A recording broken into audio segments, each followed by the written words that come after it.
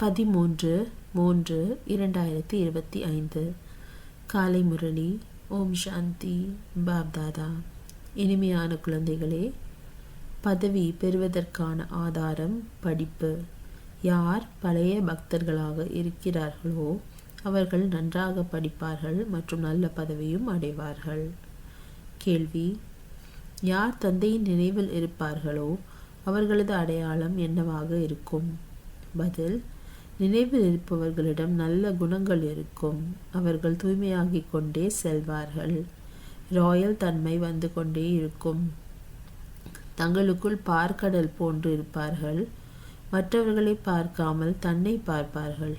யார் செய்வார்களோ அவர்கள் அடைவார்கள் என்பது அவர்களது புத்தியில் இருக்கும். ஓம் சாந்தி. பாரதத்தின் ஆதி சனாதன தேவி தேவதா தர்மத்தின் சாஸ்திரம் கீதை என்பது குழந்தைகளுக்கு புரிய வைக்கப்பட்டிருக்கிறது. இந்த கீதையை கூறியது யார் என்பது யாருக்கும் தெரியாது. இது ஞான விஷயமாகும். மற்றபடி இந்த ஹோலி போன்ற விழாக்கள் நம்முடையது கிடையாது. இவை அனைத்தும் பக்தி மார்க்கத்தின் விழாக்களாகும். விழா என்றாலே ஒரே ஒரு திரிமூர்த்தி சிவஜெயந்தி ஆகும். அவ்வளவுதான். சிவஜெயந்தி என்று மட்டும் ஒரு பொழுதும் கூறிவிடக்கூடாது. திரிமூர்த்தி என்ற வார்த்தை சேர்க்கும் பொழுது மனிதர்கள் குழப்பமடைய மாட்டார்கள். திரிமூர்த்தி சித்திரம் இருக்கிறதல்லவா? கீழே தெய்வீக சுயராஜ்யம் உங்களது பிறப்புரிமை என்று எழுதப்பட்டிருக்க வேண்டும். சிவபகவான் தந்தையாகவும் இருக்கிறார் அல்லவா? அவசியம் வருகின்றார். வந்து சொர்க்கத்திற்கு எஜமானர்களாக ஆக்குகின்றார். ராஜயோகம் கற்பதன் மூலம்தான் சொர்க்கத்திற்கு எஜமானர்களாக ஆக முடியும். சித்திரங்களுக்குள் அதிக ஞானம் இருக்கிறது. மனிதர்கள் ஆச்சரியப்படும் அளவிற்கு சித்திரங்களை உருவாக்க வேண்டும். யார் அதிகம் பக்தி செய்திருப்பார்களோ அவர்கள்தான் ஞானமும் அதிகம் அடைவார்கள். குறைவாக பக்தி செய்தவர்கள் ஞானமும் குறைவாக அடைவார்கள். பிறகு பதவியும் குறைந்துவிடும். வேலைக்காரர்களிலும் வரிசை கிரமம் இருக்கும் அல்லவா? அனைத்திற்கும் ஆதாரம் படிப்பதில் இருக்கிறது. உங்களிலும் மிக குறைவானவர்கள்தான் மிக நல்ல முறையில் யுக்தியாக பேச முடிகிறது. நல்ல குழந்தைகளின் நடத்தைகளும் நன்றாக இருக்கும். குணங்களும் மேன்மையாக இருக்க வேண்டும். எந்த அளவு தந்தையின் நினைவில் இருப்பீர்களோ தூய்மையாகிக் கொண்டே செல்வீர்கள். மேலும் ராயல் தன்மையும் வந்து கொண்டே இருக்கும். சில இடங்களில் சூத்திரர்களின் நடத்தைகளும் நன்றாக இருக்கின்றது. ஆனால் இங்கு பிராமண குழந்தைகளின் நடத்தைகள் அப்படி இருக்கிறது. கேட்கவே கேட்காதீர்கள். அதனால்தான் இவர்களுக்கு ஈஸ்வரன் கற்பிக்கிறாரா என்று அவர்கள் கேட்கின்றனர். ஆக குழந்தைகளின் நடத்தை இம்மாதிரியாக இருக்கக்கூடாது. மிக இனிமையாக பார்க்கடல் போன்று இருக்க வேண்டும். யார் செய்வார்களோ அவர்கள் அடைவார்கள். மற்றவர்கள் பெறமாட்டார்கள். தந்தை நல்ல முறையில் புரிய வைத்து கொண்டே இருக்கின்றார். முதலில் எல்லையற்ற தந்தையின் அறிமுகம் கொடுத்து கொண்டே இருங்கள். திரிமூர்த்தி சித்திரம் மிகவும் நன்றாக இருக்கிறது. சொர்க்கம் மற்றும் நரகம் இரண்டு புறமும் இருக்கிறது. சக்கரத்திலும் தெளிவாக இருக்கிறது. எந்த தர்மத்தை சார்ந்தவர்களாக இருந்தாலும் இந்த சக்கரம் அல்லது மரம் பற்றி புரிய வைக்க வேண்டும். இந்த கணக்கை பார்க்கும் பொழுது நீங்கள் புது உலகம் சொர்க்கத்திற்கு வர முடியாது. எந்த தர்மம் அனைத்தையும் விட உயர்வாக இருந்ததோ, அனைத்தையும் விட செல்வம் மிக்கதாக இருந்ததோ, அதுவே அனைத்தையும் விட ஆகிவிட்டது. எது அனைவரையும் விட முதலில் வந்ததோ அதன் எண்ணிக்கையும் அதிகமாக இருக்க வேண்டும். ஆனால் இந்துக்கள் பலர் மற்ற தர்மங்களில் மாற்றமடைந்து விட்டனர். தனது தர்மத்தை அறியாத காரணத்தினால் பிற மதங்களுக்கு சென்று விட்டனர் அல்லது இந்த தர்மம் என்று கூறிவிட்டனர். தங்களது தர்மத்தை புரிந்து கொள்வதும் கிடையாது. அமைதி கொடுப்பவரே என்று ஈஸ்வரனை அதிகம் அழைக்கின்றனர். ஆனால் அமைதியின் பொருளை புரிந்து கொள்வது கிடையாது. ஒருவருக்கொருவர் அமைதிக்கான பரிசை கொடுத்து கொண்டே இருக்கின்றனர். இங்கு உலகில் அமைதி ஸ்தாபனை செய்வதற்கு நிமித்தமாக இருக்கும் குழந்தைகளாகிய உங்களுக்கு தந்தை உலகராஜ்யம் பரிசாக கொடுக்கின்றார். இந்த பரிசும் வரிசை கிரமமான முயற்சியின்படி கிடைக்கிறது. கொடுக்கக்கூடியவர் பகவான் தந்தை. பரிசு எவ்வளவு உயர்ந்தது! சூரிய வம்ச உலக ராஜ்யம். இப்பொழுது குழந்தைகளாகிய உங்களது புத்தியில் முழு உலகின் சரித்திர, பூகோளம், வர்ணம் போன்ற அனைத்தும் உள்ளன. உலக ராஜ்யம் அடைய வேண்டுமெனில் சிறிது முயற்சியும் செய்ய வேண்டும். கருத்துகள் மிகவும் எளிதாக இருக்கும். ஆசிரியர் என்ன வேலை கொடுக்கிறாரோ அதை செய்து காண்பிக்க வேண்டும். ஆக யாரிடத்தில் முழு ஞானம் இருக்கிறது என்பதை பாபா பார்க்கின்றார். சில குழந்தைகள் முரளியின் மீதும் கவனம் கொடுப்பது கிடையாது. தினமும்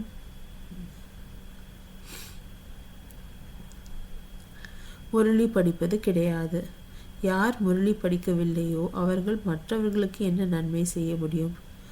பல குழந்தைகள் எந்த நன்மையும் செய்யாமல் இருக்கின்றனர்.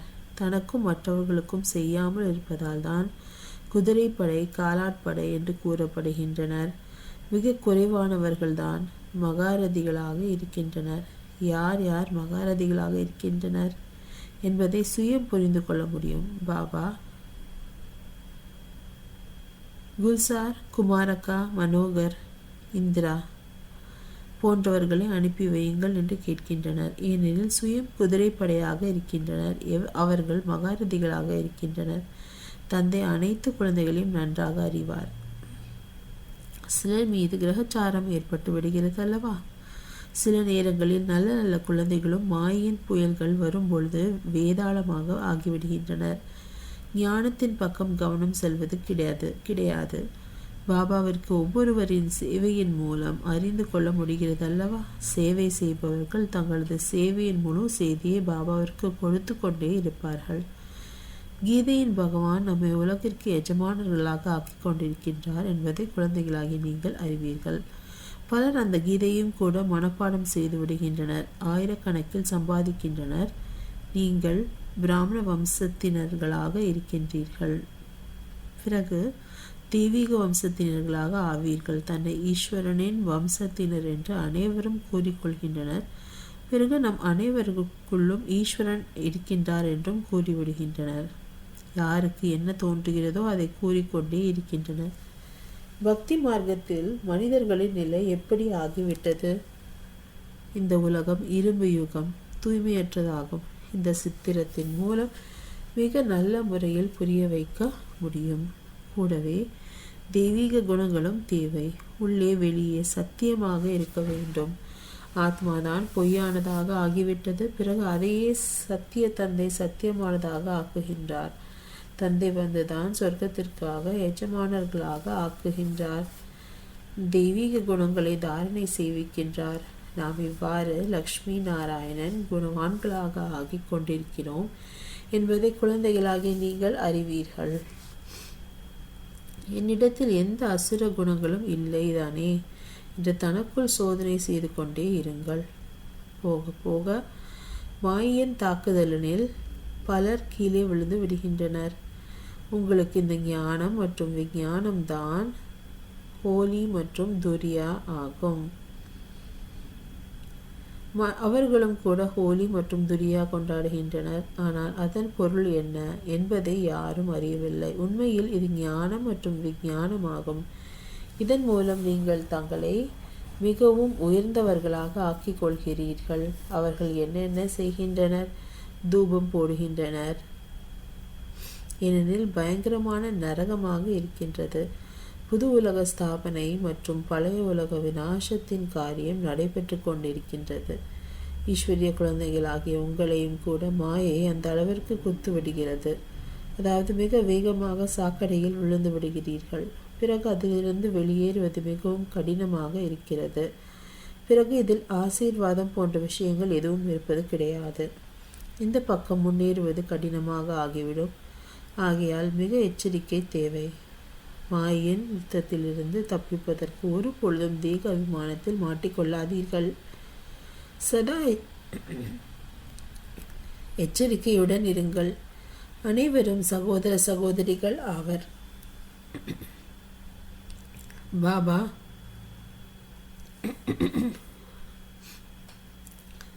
என்ன கற்றுக் கொடுத்தாரோ அதையே சகோதரிகள் கற்றுக் கொடுக்கின்றனர்.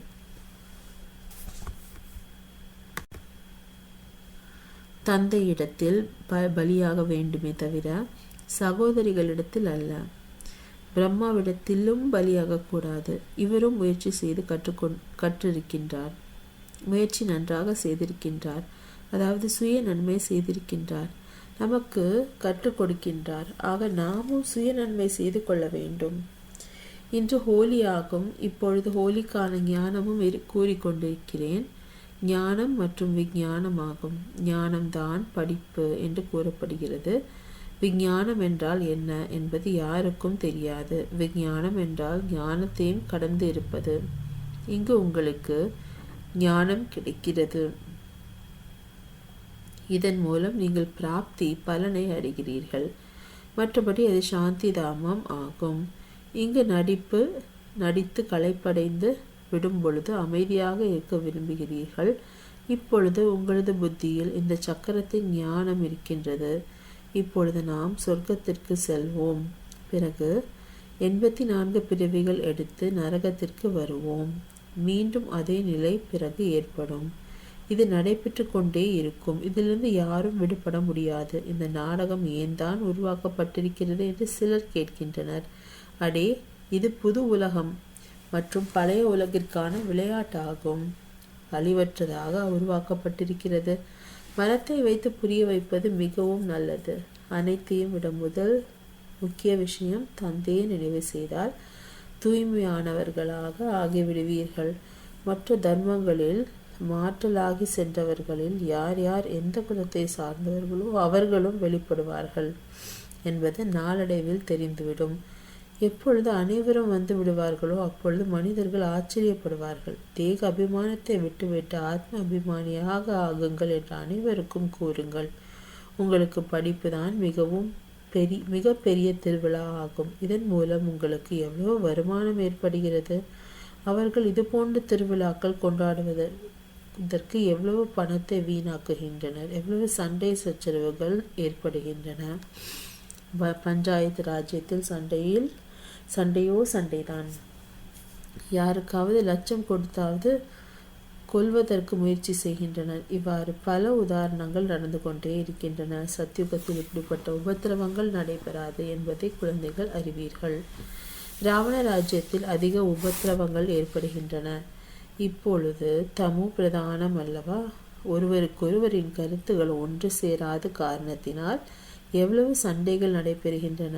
ஆகையால் இந்த பழைய உலகை மறந்து தனிமையானவர்களாக ஏகாந்தமாகிவிடுங்கள். வீட்டை நினைவு செய்யுங்கள், தனது சுகதாமத்தை நினைவு செய்யுங்கள் என்று தந்தை புரிய வைத்து கொண்டே இருக்கிறார். யாரிடத்திலும் அதிகம் பேசவும் செய்யாதீர்கள், இல்லையெனில் நஷ்டமாகிவிடும். மிக இனிமையாக, அமைதியாக, அன்பாக பேசுவது நல்லதாகும். அதிகம் பேசாமல் இருப்பது நல்லது. அமைதியாக இருப்பது அனைத்தையும் விட மிக நல்லது. குழந்தைகளாகிய நீங்கள் அமைதியின் மூலம் வெற்றி அடைகிறீர்கள். ஒரு தந்தையிடமின்றி வேறு யாரிடத்திலும் அன்பு செலுத்தக்கூடாது. தந்தையிடமிருந்து எவ்வளவு சொத்துக்களை அடைய விரும்புகிறீர்களோ அந்த அளவு எடுத்துக்கொள்ளுங்கள். இல்லையெனில் லௌகீக தந்தையின் சொத்துக்களை அடைவதற்கு எவ்வளவு சண்டைகள் ஏற்படுகின்றன. இதில் எந்த மோதலும் கிடையாது. எவ்வளவு விரும்புகிறீர்களோ அவ்வளவு தனது படிப்பின் மூலம் அடைய முடியும். நல்லது.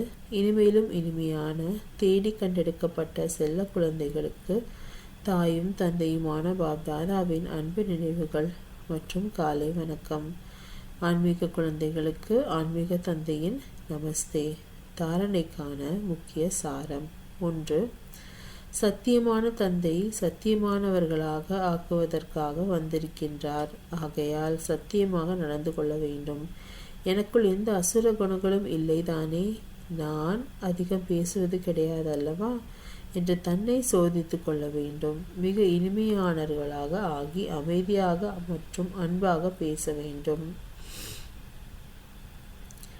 2. முரளியின் மீது மிகுந்த கவனம் கொடுக்க வேண்டும். தினமும் முரளி படிக்க வேண்டும். தனக்கு மற்றும் பிறருக்கு நன்மை செய்ய வேண்டும். ஆசிரியர் என்ன காரியம் சேவை கொடுக்கின்றாரோ அதை செய்து காண்பிக்க வேண்டும். வரதானம். ஹோலி சப்தத்தின் அர்த்தத்தை வாழ்வில் கொண்டு வந்து புருஷார்த்தத்தின் வேகத்தை அதிகரிக்கக்கூடிய தீவிர புருஷார்த்தி ஆகுக.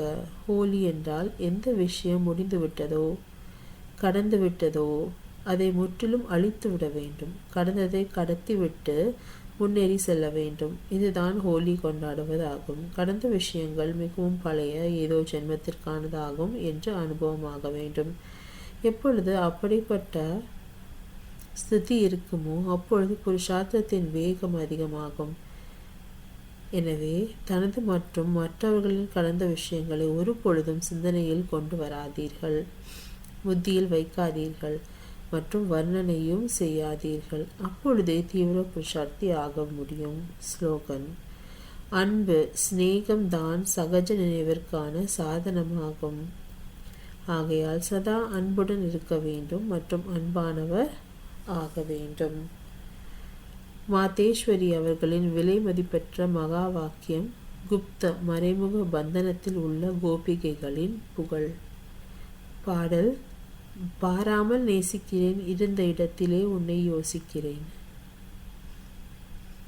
இப்பொழுது இந்த பாடல் ஏதோ பந்தனத்தில் இருந்த அன்பில் மூழ்கிய கோபிகையின் புகழாகும். இது கல்பத்திற்கான விசித்திர விளையாட்டாகும். உன்னை பாராமலே நேசிக்கிறேன். பாவம் இந்த உலகம் என்னவென்று அறியும். கல்பத்திற்கு முன் நடந்தது மீண்டும் திரும்ப நடந்து கொண்டிருக்கின்றது. அந்த கோபிகைகள் வீடு வாசல் விடவில்லை, ஆனால் நினைவில் கர்ம பந்தனத்தை முடித்து கொண்டிருக்கின்றார்கள். எனவே தான் எத்தனை மகிழ்ச்சியில் நடமாடி ஆனந்தத்தில் பாடுகின்றார்கள். எனவே உண்மையில் வீட்டை விடுவதற்கான விஷயமில்லை. வீட்டில் இருந்தவாறே அவரை பார்க்காமலே அந்த சுகத்தில் இருந்து சேவை செய்ய வேண்டும். எப்படிப்பட்ட சேவை செய்ய வேண்டும்? பவித்திரமாக ஆக்குவதற்கானதாகும். உங்களை இப்பொழுது 3வது கண் கிடைத்துள்ளது. ஆதியிலிருந்து இறுதி வரை விதை மற்றும் மரத்தின் ரகசியம் உங்களின் பார்வையில் உள்ளது. அனைத்திற்கும் ஆதாரமாக இருப்பது இந்த வாழ்க்கை. இந்த ஞானம் 21 ஜென்மத்திற்கு சௌபாக்கியத்தையும் உருவாக்கி கொண்டிருக்கின்றோம். இதில் ஏதேனும் பழைய குலமரியாதையாக விகாரங்கள் இருந்தால் சேவை செய்ய முடியாது.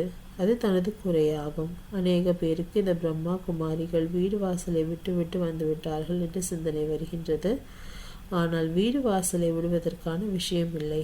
வீட்டில் இருந்தவரை பவித்திரமாக இருக்க வேண்டும் மற்றும் சேவை செய்ய வேண்டும். இதில் எந்த கடினமும் இல்லை. பவித்திரமானால் தான் தூய்மையான உலகத்திற்கு செல்லும் அதிகாரி ஆவீர்கள். மற்றபடி யார் செல்லவில்லையோ அவர்கள் கல்பத்திற்கு முதலேயே வில்லன் பாகத்தை நடித்தவர்கள். இதில் யாருடைய குறையும் இல்லை. எப்படி நாம் பரமாத்மாவின் காரியத்தை அறிந்துள்ளோம், அதுபோன்று டிராமாவில் ஒவ்வொருவரின் பாகத்தையும் அறிந்துவிட்டோம். எனவே இதில் வெறுப்பு வருவதில்லை. அப்படிப்பட்ட தீவிர புருஷார்த்தி கோபிகைகள் ஓட்டம் பிடித்து வெற்றி மாலையிலும் வர முடியும். நல்லது. ஓம் சாந்தி. அவ்யக்த பிரேரணை. சத்தியம் மற்றும் பண்பாடு என்ற கலாச்சாரத்தை தனதாக்குங்கள். என்னவெல்லாம் ஞானத்திற்கான ஆழமான விஷயங்களோ அதை தெளிவாக்கும் விதி உங்களிடம் மிகவும் நன்றாக உள்ளது மற்றும் விளக்கமும் உள்ளது. ஒவ்வொரு விஷயத்தையும் தர்க்க ரீதியாக தெளிவு செய்ய முடியும். தனது அதிகாரமுடையவர்கள் எந்த மனதின் கற்பனைக்கான விஷயங்களும் கிடையாது. யதார்த்தமானது மற்றும் அனுபவத்தின் அதிகாரம், ஞானத்தின் அதிகாரம், சத்தியத்தின் அதிகாரம், எத்தனை அதிகாரம் உள்ளது. எனவே அதிகாரம் மற்றும் அன்பு இந்த இரண்டையும் கூடவே காரியத்தில் ஈடுபடுத்துங்கள். ஓம் சாந்தி.